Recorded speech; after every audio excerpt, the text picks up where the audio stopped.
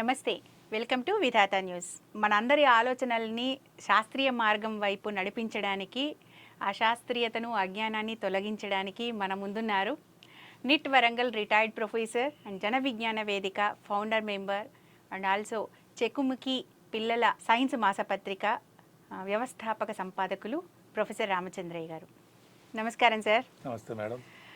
Sir, ఇవాళ నేను నాకు చాలా ఇష్టమైన అనేకన్నా నాకు ఇంట్రెస్టింగ్ విషయం యాక్చువల్లీ అందరికీ కూడా ఉంటుందని అనుకుంటున్నాను. జనరల్గా గోత్రాలు అని మాట్లాడుతుంటాం.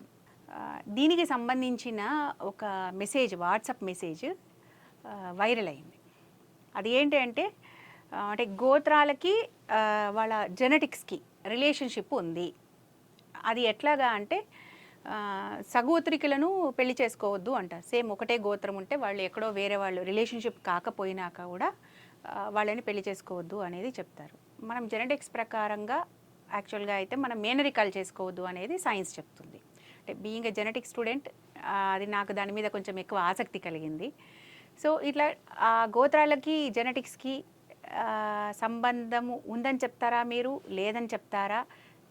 ఏది కరెక్ట్? అసలు దీనికి పట్ల ఉన్న ఒక ఏమంటారు, ఒక కన్ఫ్యూజన్ని మీరు దూరం చేస్తారని అడుగుతున్నాను సార్. అసలు గోత్రాలకు ఏ రకమైనటువంటి శాస్త్రీయ ఆధారం లేదు మేడం. గోత్రం అంటే అది తరతరాలుగా సాంప్రదాయాల ప్రకారంగా వాళ్ళు సగోత్రికులు లేకపోతే గోత్రీయ కాని వాళ్ళు అని చెప్పుకున్నారు. అలాగే గోత్రాలకు ఎటువంటి లక్షణం ఆపాదిస్తారంటే ఈ తినేటువంటి తిండి విషయాలు, తర్వాత అట్లా పెంచుకునేటువంటి చెట్లు, కూరగాయలు, తినుబండాలకు లింక్ పెడతారు. పలాని మాకు ఏం గోత్రం అంటే మాకు వంకాయ గోత్రం, వంకాయ వర్జ్యం ఇన్ని అని ఉంటారు. వాటికి సంబంధం లేదు. దానికి తర్వాత జెనెటిక్ రిలేషన్ లేదు. There is only human genome ఒకటే మేడం. మొత్తం విశాల విశ్వంలో దాదాపు 740 కోట్ల మంది మన భూమి మీద మనుషులు ఉన్నా కూడా అందరూ కూడా హోమోసాపియన్సే. మీరు జెనెటిక్ స్టూడెంట్స్ కాబట్టి, బయాలజికల్ స్టూడెంట్ కాబట్టి, ఏ పరిపక్వత చెందినటువంటి మగవాడిని ఏ పరిపక్వత చెందినటువంటి ఆడవారికి పెళ్లి చేసినా కూడా పిల్లలు పుడతారంటే ఒకే ప్రజాతి కింద లెక్క, ఒకే స్పీషీస్ కింద లెక్క. కానీ సమాజంలో మనం కొన్ని హద్దులు, కొన్ని రకాలైనటువంటి పద్ధతులు, కొన్ని నియమ నిబంధనలు సామాజికంగా ఉన్నాయి కాబట్టి, అలాగే కొన్ని లక్షణాలు వంశపారంపర్యంగా కూడా వస్తుంటాయి కాబట్టి కొన్ని మనం నిషేధం చేస్తాము, కొన్ని పర్మిట్ చేస్తాం, కొన్ని ఓకే పర్వాలేదు గో హెడ్ అనుకుంటాం. కొన్ని మోరల్గా ఉంటాయి, కొన్ని మోరల్స్ అనేటువంటివి ఆయా కాలమాన పరిస్థితులు బట్టి నీతి నిబంధనలు ఆధారపడుతుంటాయి. ఒక 100 సంవత్సరాల కిందట లేకపోతే కొన్ని వేల సంవత్సరాల కిందట సమాజంలో ఉన్నటువంటి నీతి నియమాలు వేరు, ఇప్పుడు ఉన్నటువంటి నీతి నియమాలు వేరు. కొన్ని నియమాలు మాత్రం మానవ సమాజం ఉన్నంత వరకు కూడా కొన్ని కొనసాగాలని కూడా మనం ఆశిస్తాం. బట్టలు వేసుకోవాలి ఫర్ ఎగ్జాంపుల్. ఎప్పుడు కూడా మనుషులు కొంచెం పద్ధతిగా ఉండాలి, ఎదుటి వ్యక్తిని గౌరవించాలి, ఆడవాళ్ళని ముఖ్యంగా బాగా గౌరవించాలి. తర్వాత అలాగే సమాజ సహితంగా ఉండాలి, సమాజ వినాశంగా ఉండకూడదు అనేటువంటి కొన్ని ఉన్నాయి కదండి, అవి ఉండేవండి. దానికి జెనెటిక్స్కి ఏ రకమైన సంబంధం లేదు. మనం ఈ హోమోసాపియన్స్ అనేటువంటి ఒక మానవ జాతిని తీసుకున్నప్పుడు ఆల్రెడీ జీనోమును తీశారు, మానవ జీనోమును తీశారు. ఆ మానవ జీనోములు ఎన్ని ఇవి మన నైట్రోజన్ బేసెస్, నత్రజని క్షారాలు, ఏజీసీటీ ఉంది కదండి, ఏ వరుసలో ఉన్నాయో తెలిస్తే అందరూ కూడా ఒకటే ఉంటుంది. ఎక్కడ తేడా ఉంటుందంటే ఓన్లీ 99.999% తీసుకుంటే ఎప్పుడు ఆ 3వ దశాంశ బిందువులోనో 6వ దశాంశ బిందువులో తేడా ఉండడం వల్ల మీరు రచనా మేడంగా ఉన్నారు, నేను రామచంద్రగా ఉన్నాను, వారు మీ కెమెరా వ్యాను మరొక రకంగా ఉన్నారు, అమెరికా వాళ్ళు ఒక రకంగా ఉన్నారు. రకరకాల చర్మ రంగులు బట్టి, కళ్ళు రంగులు బట్టి, జుట్టు, ఇవన్నీ కూడా ఆధారపడుతుంటుంటాయి. కానీ ఓవరాల్గా జీన్స్ మాత్రము సాధారణంగా ఉంటాయి. అయినా కూడా ఈ తేడాల వల్ల కొన్ని వంశపారంపర్య అవలక్షణాలు వచ్చే అవకాశం ఉంది కాబట్టి మేనరికాన్ని వద్దంటారు. ఎందుకంటే పరిణామవాద ప్రకారంగా ఎంత వైరుధ్యం ఉంటే అంత వైరుధ్యంగా, అంటే 2 జన్యువులు 2 క్రోమోజోములు అంటే శుక్రకణము అలాగే అండం కలిసినప్పుడు శుక్రగ్రహణం వచ్చినటువంటి ఆ యొక్క వరవడి, ఆ చైను, అలాగే అండం వచ్చినటువంటి వరవడి వేరువేరుగా ఉన్నట్లయితే ఒకే ఒకే కుటుంబం నుంచి వచ్చి కాకుండా ఉన్నట్లయితే మరింత ఆరోగ్యకరంగాను, మరింత వ్యాధి నిరోధక శక్తితోనూ, మరింత ఎక్కువ కాలం బతికేటువంటి విధంగాను శిశువు జన్మిస్తాడు అనేటువంటి సైన్స్. కాబట్టి మేనరికాలను వద్దు అని మనం అంటుంటాం. డిఫెక్టెడ్ జన్యువు అనేది ఇన్హెరిట్ కాదు కాబట్టి అంటే మేనరికాలు చేసుకున్నది కూడా డిఫెక్ట్తో వస్తానే కాదు, డిఫెక్ట్స్ ఉండడానికి ఆస్కారం ఉంది, అవకాశం ఉంది. కాబట్టి అవకాశాన్ని తెలిసి ఎందుకు దాన్ని ఆహ్వానించాలి అనేదే న్యాయబద్ధంగా మనం మాట్లాడే మాట. కాబట్టి అందుకనే మేనరికాలు కాకుండా మీరు చాలా దూరమైనటువంటి సంబంధాలను తీసుకోండి. వాళ్ళు ప్రేమించి పెళ్లి చేసుకుంటారా లేకపోతే దాన్ని అరేంజ్ మ్యారేజ్ అనేది వాళ్ళ ఇష్టం, ఆ కుటుంబాల్లో ఉన్నటువంటి వాళ్ళ యొక్క ఆచార వ్యవహారాలు బట్టి ఉంటుంది, అది వేరే విషయం.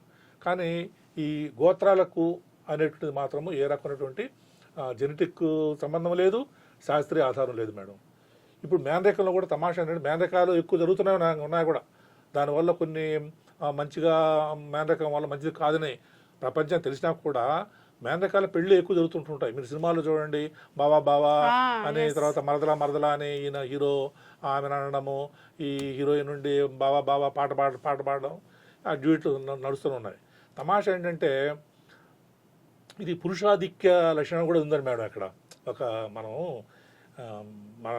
ఒక రకమైనటువంటి సామాజిక వాదన ప్రకారం చూస్తే ఆడవాళ్ళని తక్కువ చేసి చూడడం అనేటువంటిది ఇక్కడ చూస్తుంటారు. అదే తన తండ్రి యొక్క తండ్రి చెల్లెలు లేదా తండ్రి యొక్క అక్క అయితే అత్త అవుతుంది, అత్త కూతురు మాత్రం ఈయనకి వరుస అవుతుంది. కానీ అదే తండ్రికి తమ్ముడు, అదే తండ్రికి అన్న అయితే పెద్దనాన్న చిన్నాన్న అవుతాడు. వాళ్ళ బిడ్డలు మళ్ళా సోదరులుగా లెక్క పెడతారు, వాళ్ళు పెళ్లి చేసుకోకూడదు.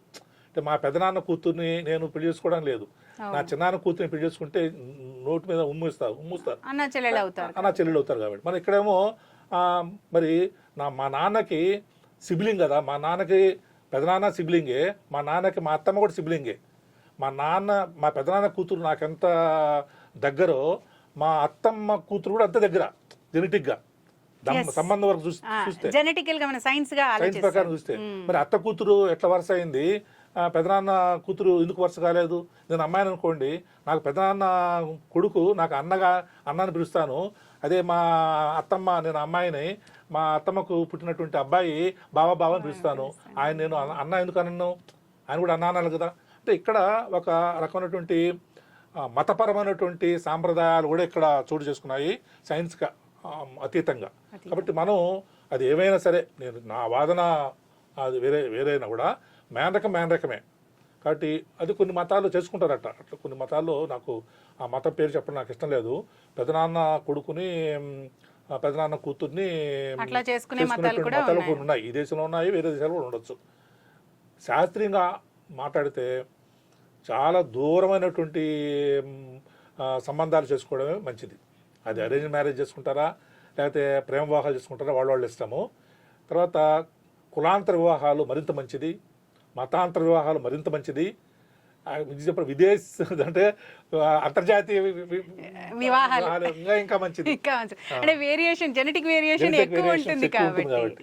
సో ఇక్కడ ఏదైనా చెప్పొచ్చేది ఏంటంటే, ఇప్పుడు ఈ గోత్రం ఒకటే అయినంత మాత్రాన జీన్స్ సేమ్ ఉంటాయి అనుకోవడానికి లేదు, గోత్రాలు వేరే అయినంత మాత్రాన జీన్స్ వేరేగా ఉంటాయి అనుకోవడానికి లేదు అని అనుకోవచ్చా ఇప్పుడు మీ దాన్ని బట్టి?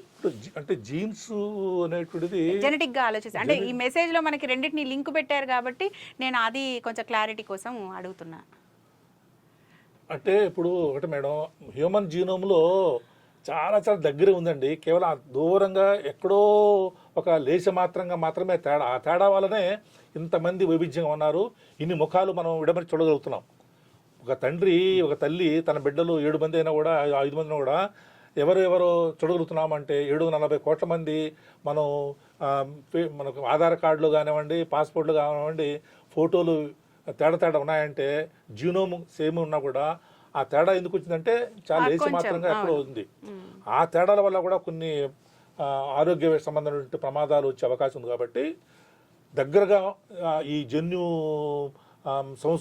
స్మృతి జెనెటిక్ కోడ్ ఉన్నట్టయితే వాళ్ళ మధ్య వివాహము నిషిద్ధం అని చెప్పి మనం పాటిస్తుంటుంటాం.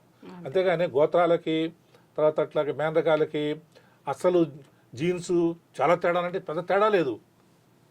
ఇప్పుడు శాస్త్రీయంగా చెప్పాలంటే ఉదాహరణకు పాతకాలంలో ఆదిమ కాలంలో ఇప్పుడు అందరూ ఎందుకంటే కొన్ని జంతువులు తెలుసు కదా, మీ జంతువులు తెలుసు, మన జంతువులు కావు కాబట్టి మాకు నిబంధనలు ఉన్నాయి కాబట్టి మనం పాటించాం. కానీ జంతువులు ఏం చేస్తాయి, అవి వాయు వరుసలు ఉండవు వాటి వాయు వరుసలు లేకుండానే వాటి సంతానం కంటూ ఉంటుంటాయి.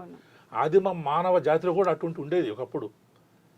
తల్లి కొడుకులు తర్వాత సోదరమణులు ఉన్నటువంటి అక్కడ కూడా సంతానంలో పాల్పంచుకున్నట్టు రోజులు అవి. అదంటే అందుకని దాన్ని మనం ఏమంటాం, ప్రిమిటివ్ కల్చర్ అంటుంటాం. అది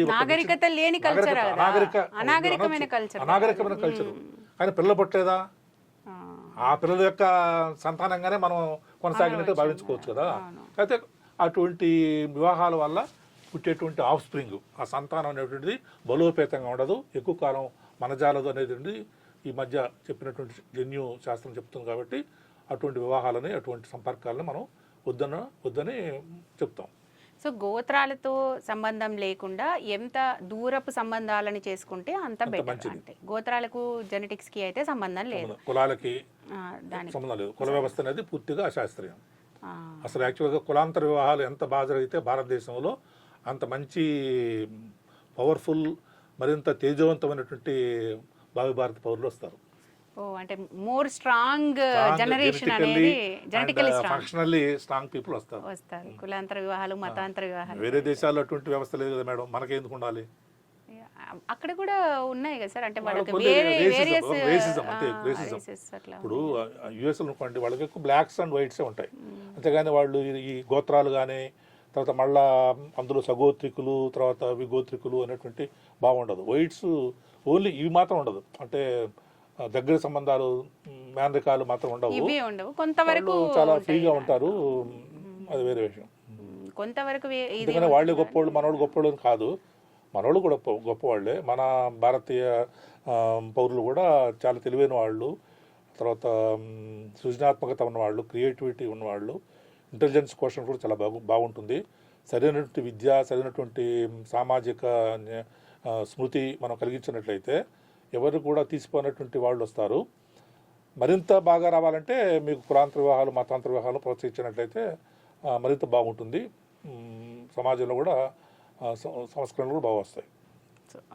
ఎట్ లాస్ట్ యాక్చువల్గా చెప్పాల్సింది అది, గోత్రం కన్నా ఎక్కువ జీన్స్ పట్టించుకోవాలి.